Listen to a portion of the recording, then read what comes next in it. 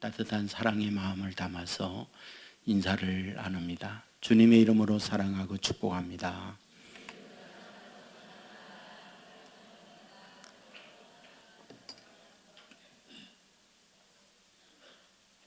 감사합니다.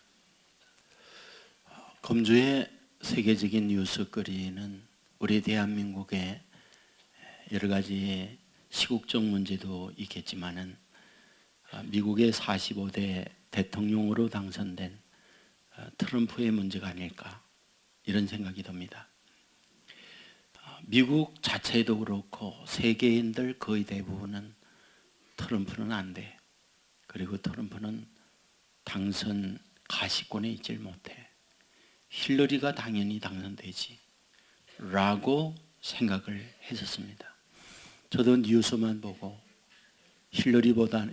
트럼프보다는 힐러리가 되어야 우리나라의 안보, 경제에 있어서 리스크를 줄일 수 있고 어려운 난국을 헤쳐갈 수 있다. 이런 생각을 갖고 있었어요. 그런데 결과는 전혀 예상 못한 일이 벌어진 거죠. 트럼프가 당선이 된 거죠. 자, 그렇다고 한다면 어째서 미국 자체의 여론조사도 91대 9%의 차이였는데 어떻게 이런 역전의 드라마를 쓸 수 있었을까? 여러 가지 요인들을 얘기해요. 그런데 제 마음에 끌리는 부분은 관심이라는 단어였어요. 그는 어릴 때부터 사람들에게 관심을 갖는데 늘 관심을 기울였다라고 쓰고 있어요. 학교를 다닐 때 친구, 그리고 선생님들에게 관심 받는 일을 위해서 끊임없이 노력을 했고 자기의 많은 것들을 투자한 사람, 그가 트럼프였다. 그런 얘기입니다. 그리고 청년이 돼서 가정을 이룰 때에도 관심을 얻기 위해서 당시 최고의 인기 배우, 그리고 다시 새롭게 결혼을 하려고 할 때 최고의 모델, 이런 사람들을 자기의 아내로 맞이하면서 뉴스거리를 만들어낸 사람, 그가 트럼프라고 얘기를 했어요. 여러분, 자기 아버지 뒤를 이어서 그가 경영인이 된 건 알죠? 여러분, 아버지가 사용하던 회사를 자기가 인수받으면서 회사 이름을 바꿨다는 것도 알죠? 트럼프 주식회사. 자기의 이름을 따서 회사 이름도 바꿨어요. 여러분들, 그것만이 아니죠. 그거는 소위 아웃사이더의 사람이었다고 얘기합니다. 정치에 관여를 하지 않았어요. 기업에 자기의 인생을 걸고 온 사람이에요. 그런데 정치에 발을 들여놓으면서 사람들에게 관심을 끌기 위하여 그가 취한 게 뭡니까? 막말이었죠. 주변에 있는 나라들에 자극을 주는 그런 말들을 엄청 쏟아냈죠. 그러면서 저런 사람은 대통령 되면 안 돼. 이것이 미국인의 상류층, 많은 사람들이 갖고 있던 생각이었죠. 그런데 이분이 늘상 놓치지 않는 게 있었어요. 미국인들의 마음에 불을 지른 내용. 위대한 미국, 부강한 미국, 아메리칸 드림이 성취되어지는 미국.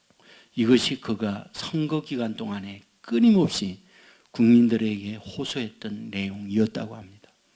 바로 사람들은 이런 관심을 가지면서 투표장에 갔을 때 힐러리와 트럼프 중 트럼프를 찍었다는 거죠. 앞으로 우리나라는 어떻게 될까? 존 메가드 목사님이 그런 얘기를 했더라고요. 분명한 게 있다. 트럼프도 간다. 그리고 역사 일에 보면 모든 국가는 흥망성쇠가 있다. 하지만 하나님의 통치, 하나님의 교회만이 영원하다. 이런 말을 했어요. 저는 그런 부분에 동의합니다. 우리나라는 어떻게 될까? 우리가 할 일, 강화문에 가서 피켓 들고 데모도 할 수 있겠지만은 우리는 믿음의 사람이기 때문에 나라의 미래를 위해서 기도하는 일, 저는 무엇보다도 소중한 우리의 가치라고 생각을 합니다. 여러분, 저는 여러분들에게 이 관심에 관한 문제를 가지고 본문을 함께 나누고 싶은 생각이 드는 거예요. 여러분 모두가 다 관심을 끌고자 하잖아요. 트럼프만이 아니라 우리 내면 속에 갖고 있는 인생 본심은 인정받고 시선을 끌고 싶은 것이 우리예요.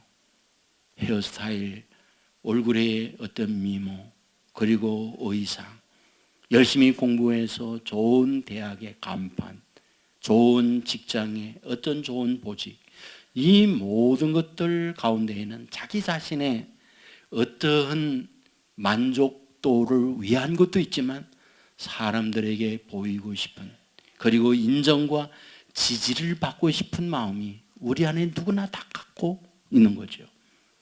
어느 깊은 한밤에 나이 좀 든 노처녀가 119에 전화를 했더래요. 아저씨, 불이 났어요, 불. 소방관이 물었답니다. 어디? 내 마음이에요. 마음에 불이 났어요 라고 전화를 하더라죠. 여러분, 자기 자신이 히스테리가 있는 거죠. 누구도 보지 않는. 그래서 소방관 아저씨에게만이라도 관심을 받고 싶은 이런 마음. 여러분, 오늘 본문에 한 여인이 등장하죠. 그 이름 마리아. 마리아가 누구인가요? 우리가 잘 아는 예수님의 어머님. 자, 여기서 우리는 생각해 볼 게 있어요. 하나님 자신인 예수님이 마리아를 통하여 세상에 태어나다. 그렇다면 마리아는 어떤 여인이었을까? 유일하게 하나님께서 선택할 여인은 마리아밖에 없으니까 선택의 여지 없이 마리아를 통해서 예수님이 태어났다, 이 말씀을 하고 있는 걸까? 저는 그렇지 않다고 생각을 하는 거죠. 여러분, 여기서 우리가 알아야 될 게 있어요. 마리아는 어떤 여인이었을까라는 거죠. 오늘 성경에 보면은 그를 나사렛 사람이라고 얘기하고 나사렛 사는 여인이라고 얘기하고 있어요. 저는 여러분에게 나사렛에 대한 말씀을 여러 차례 드렸어요. 나사렛에서 무슨 선한 것이 날 수 있느냐?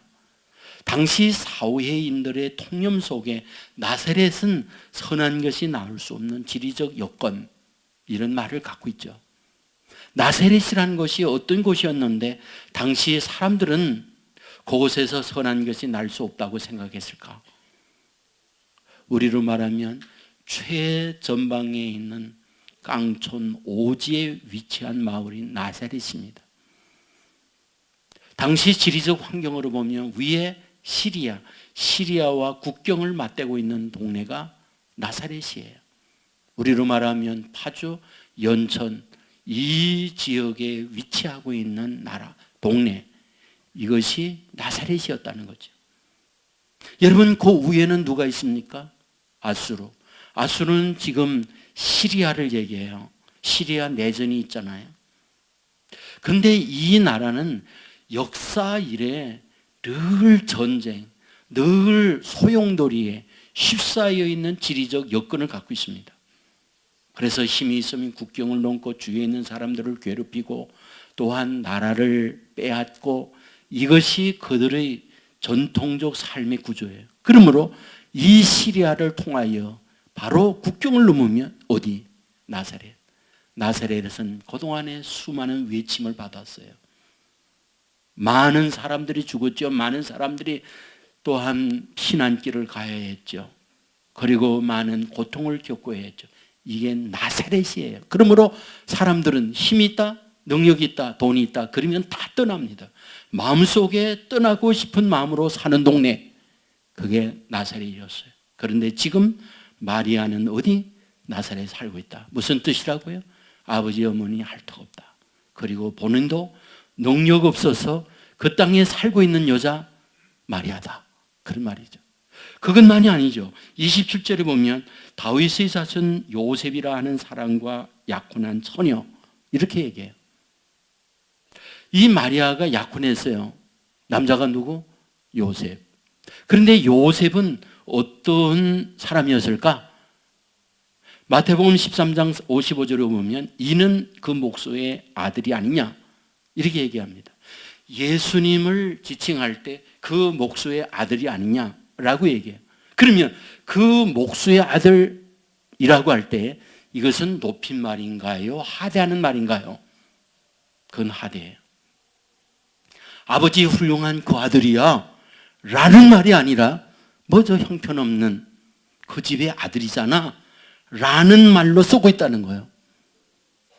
특별히 요세푸스라고 하는 역사학자가 있어요. 당시 목수라는 직업을 가지고 있을 때 사람들이 인지하는 목수의 직업의 위치는 어땠을까? 이분은 역사의 책에서 하층민에 속하여 있었다 이렇게 얘기합니다.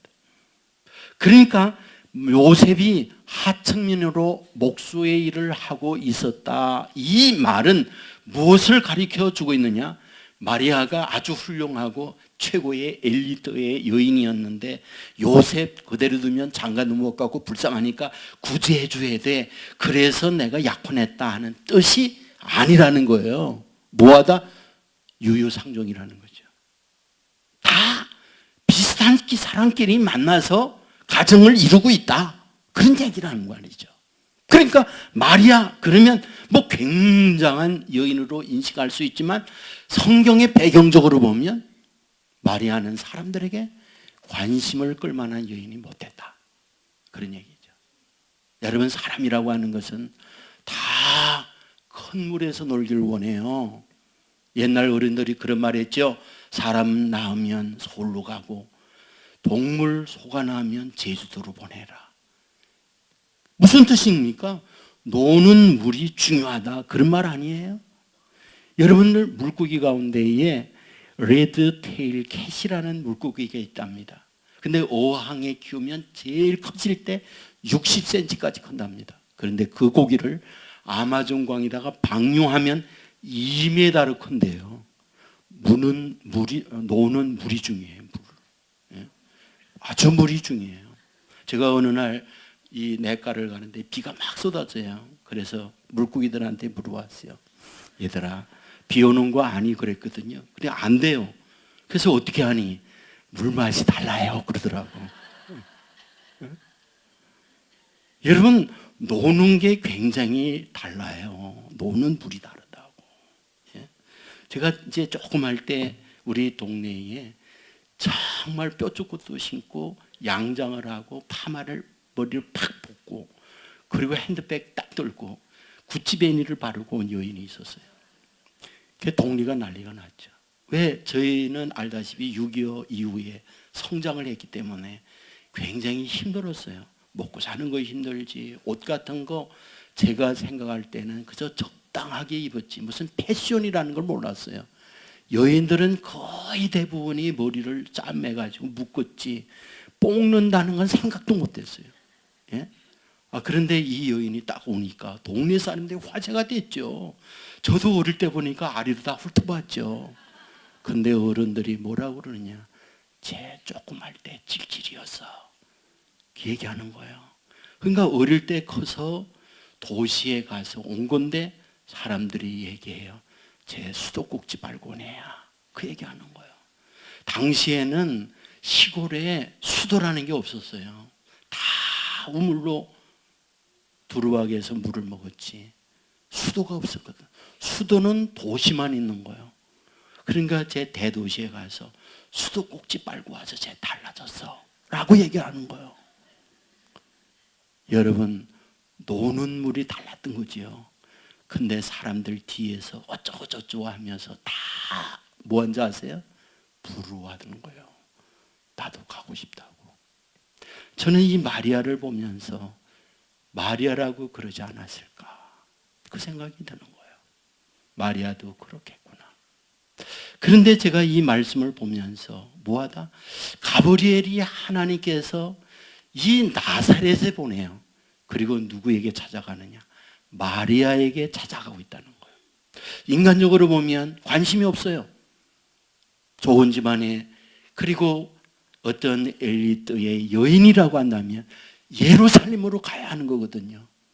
근데 예루살렘이 아니라 저 최전방 깡촌이요 사람들에게 관심을 갖지 못하는 나사렛, 그리고 목수와 함께 약혼하고 있는 그저 그런 류의 여자 마리아에게 찾아간 거죠.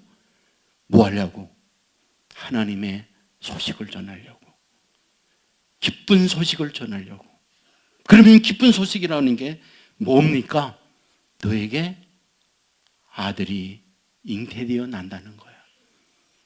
여러분, 이 부분에 대한 것을 가만히 생각해 보세요.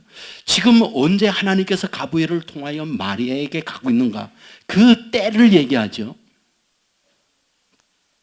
특별히 24절에 보면 이후에 그의 아내 엘리사벳이 잉태하고 5달 동안 숨어 있으며 라고 말씀을 하고 있어요. 이 부분은 어떤 의미를 갖고 있느냐라고 하면 지금 26절에 보면 6째 달에 천사 가브리엘이 하나님의 보내심을 받아 갈릴리 나사렛이란 동네에 오고 있다라고 하고 있는데, 이 6째 달이라고 하는 것과 엘리사벳이 임신하여 5달 동안 두문불출하여 숨어 있었다는 것과 관계가 있다는 거죠. 무슨 관계? 지금 엘리사벳이 잉태하고 낳는 아이가 있어요. 요한입니다. 그 요한이 누구입니까? 말라기 3장 1절에 보면 만군의 여호와가 이르노라, 보라 내가 내 사자를 보내리니 그가 내 앞에서 길을 준비할 것이요. 이사야 40장 3절에 보면 외치는 자의 소리요 이르되 너희는 광야에서 여호와의 길을 예비하라. 그러니까 메시아가 오면, 메시아가 오기 전에 먼저 와서 길을 열어주는 사람이 있다고 구약에 이미 예언했어요. 그 예언했던 메시아의 길을 미리 준비하는 그 사람이 누구냐? 요한이다. 그 요한이 엘리사벳에게 임신이 되어졌다. 그리고 6개월이 됐다. 그리고 나서 가브리엘이 마리아에게 오고 있다. 이 말은 무슨 말입니까? 그냥 어쩌다가 시간이 됐으니까 누구의 여자에게 내가 잉태하여 아들을 낳게 할까 하고 마리아 있네, 마리아에게 간 게 아니더라. 이 말씀을 하려고 하고 있다는 거죠. 철저한 하나님의 계획 속에서 엘리사벳에게 요한을 임신하게 하고 그 다음에 기다리고 있다 6개월 때 마리아에게 가서 예수님이 잉태하게 하고 있더라. 이것을 말씀하고 있다는 얘기죠. 여러분, 그렇다고 한다면 우리는 여기서 아주 매우 중요한 질문을 해야 하는 거죠. 왜 하필 마리아냐 하는 거죠. 그 계획 속에서 마리아에게 잉태하게 하는 하나님의 섭리가 무엇이냐라는 거죠. 우리의 인간적 관심사, 이런 선택의 기준을 보면 마리아는 자격 미달입니다. 특별히 보통의 인물이 아니라 하나님 자신이 메시아로서 태어나는데 아무나에게 태어나면 되나요? 절대 아니죠. 모든 것을 구비하고 있는 그런 여인에게 가서 하나님 자신이 오셔야 그래도 말이 되죠. 사람들에게 부끄럽지 않고 자랑스럽게 말할 수 있는 거죠. 그런데 왜 하나님은 이 마리아를 선택하고 있을까? 그 답을 26절에서 28절에서 찾을 수 있는 거죠. 그에게 들어가 이르되 은혜를 받은 자여. 가브리엘에게 하나님께서 얘기해요. 너는 은혜를 받은 자다. 이렇게 얘기합니다. 은혜가 무엇인가요? 은혜는 우리가 잘 아는 대로 값없이 베푸는 호의라고 얘기해요. 세상은 구조가 give and take예요. 내가 주었으니까 그 준 대가로서 다시 받는 거예요. 내가 수고하니까 수고한 그 결과로서 열매를 따는 거예요. 세상의 모든 구조는 이렇게 되어 있습니다. 그런데 은혜라는 게 뭐냐? 내가 주지 않았는데 베풀음을 받는 거예요. 내가 뿌리지 않았는데 거두음을 받는 거예요. 그걸 은혜라고 얘기해요.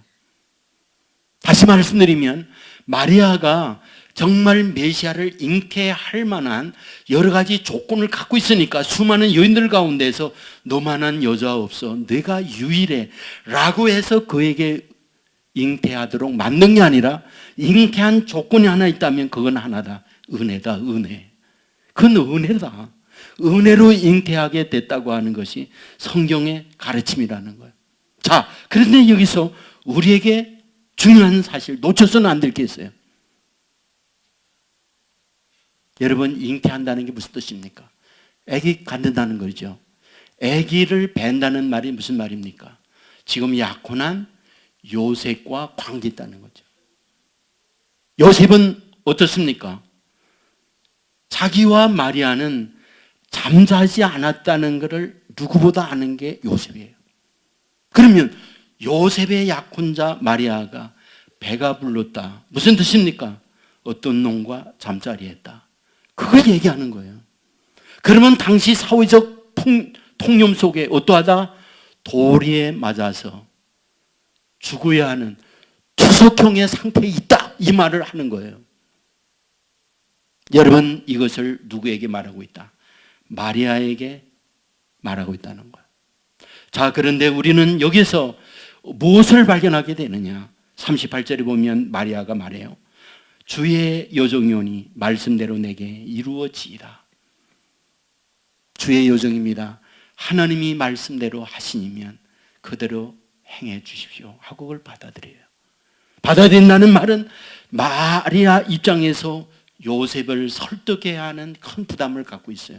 만약 요셉이 받아들이지 않는다면 자기는 투석형으로 죽음을 맞아야 하는 그런 위기를 맞고 있어요. 그런데 여기서 마리아에게 뭘 발견하게 되느냐?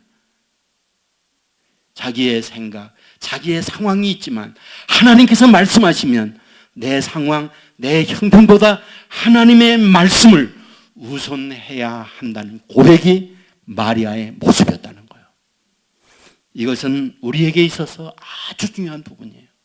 삶의 현장에 우리에게 판단의 이성적 기준들이 있어요. 그래서 그 판단의 이성적 기준을 가지고 모든 걸 결정하고 나가는 거예요. 그런데 하나님께서 우리에게 말씀할 때 우리의 이성이나 상황적 판단과 전혀 따라올 수 없는 그런 말씀도 우리에게 주신다는 거예요. 그럴 때 그것을 받아들이고 내 생각을 접어낸다고 하는 것, 이것은 상상할 수 없는 결정이라는 거죠. 그런데 마리아는 그 결정을 내리고 있다는 거예요. 저는 오늘 본문에서 무엇을 발견하게 되느냐? 역사학자는 당시에 결혼할 때 여인의 결혼 정년기 대부분이 뭐라고 그러는지 아세요? 20세 이전에 결혼했대요. 17세, 18세, 19세 그때가 결혼 정년기였답니다. 그러면 마리아는 몇 살이었을까? 20세 전으로 보는 거죠. 20세 전이란 뭡니까? 꽃다운 나이라는 거죠. 꽃다운 나이란 무엇입니까? 자기에도 백마탄 남자를 만나고 싶은 소망이 있다는 거예요. 그런데 현실은 어떠하다는 거죠? 그렇지 못했다는 거죠. 자기 자신과 자기의 친정과 그리고 주위에 있는 상황들을 볼 때 자기는 그렇지 못했다는 거예요. 본문은 말하고 있지 않지만 그런 결혼 날짜를 정해놓고 약혼한 상태에서 신나서 기쁘서 왜 이렇게 날짜가 안 오는 거야? 그렇게 기다렸다고 볼 수는 없다는 거죠. 때로는 잠자리에 누워 벽에를 대고 누웠을 때 많은 생각이 오고 가실 거라는 거죠. 내 친구 누구는 누구에게 시집을 갔지? 걔는 예루살렘으로 갔어. 나는 뭘까? 그냥 이 동네에 태어나서 그냥 요셉을 만나서 이렇게 살아가는 거야. 결혼하고 가면 시댁 식구들 참 그렇지. 이런 복잡한 생각이 왜 마리아에게 없겠습니까? 때로는 눈물이 벽에를 적시는 시간도 있을 것이고 잠 못 이루는 시간 때문에 뒤척거리다가 새벽녘에 잠깐 눈을 붙였다가 이러면서 그에게 보내는 시간이 없었겠느냐는 거죠. 그런데 여기서 우리가 놓치지 않을 수 있는, 놓쳐서는 안 될 것, 그것은 그런 가운데 하나님, 내가 의지할 일은 하나님밖에 없어요. 도와주시기 원합니다. 친정을 의지하겠습니까? 남편을 의지하겠습니까? 누구를 의지하겠습니까? 주님밖에 없어요. 그러면서 눈물을 훔치는 시간들을 많이 보냈던 것이 마리아였다 생각하는 거죠. 하나님은 이런 마리아를 보고 있던 거죠. 하나님은 이런 마리아를 알고 있던 거죠.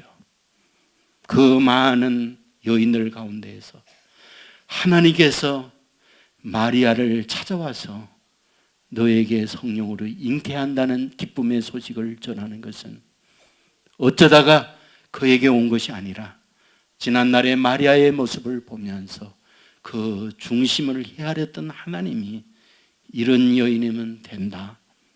그래서 그에게 정말 기쁨의 소식이지만은 그 기쁨의 소식을 받아들인다는 것은 자기의 생명을 이룰 수 있는 위기 가운데 있지만 이것을 말하면 마리아는 믿음으로 받아들일 수 있어.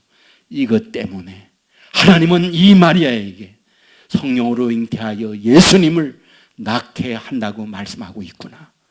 여러분, 성경은 우리에게 분명히 말합니다. 하나님은 중심을 보시는 분이라고. 여러분, 오늘 저와 여러분 현실에 있어서 내놓을 곳 없는 그런 분이 있을 수 있죠. 그러나 저와 여러분의 중심을 하나님은 헤아리고 있다는 사실 믿으시기를 주의 이름으로 축원합니다. 하나님께서 사무엘에게 말했어요. 이사야에게 집에 가서 사울의 뒤를 이어서 기름 부으라라고요. 큰아들 엘리압이 들어오는데 참 기골이 장대한 게 하나님이 이런 인물을 준비하였구나. 기름 부으려고 할 때 하나님이 아니라고 얘기해요. 그러면서 하나님이 말씀한 게 있죠. 사람은 다 외모 보지만 난 중심을 본다 얘기해요. 7제까지 다 지나갔지만 모두 하나같이 훌륭했지만 하나님은 허락하지 않았어요. 묻지요. 이 아들이 전부 다냐. 아버지, 제가 머리를 긁으면서 하는 말, 막내가 있긴 합니다. 얘기하죠. 그를 데려오기 전까지 내가 밥을 안 먹는다. 왜 그가 들에 양치기를 합니까? 겉보기에 초라하니까. 사람의 판단적 기준에 보면 관심을 받을 만한 게 못 되니까 아버지는 다윗을 그렇게 했던 거죠. 근데 하나님은 뭘 보고 있나요?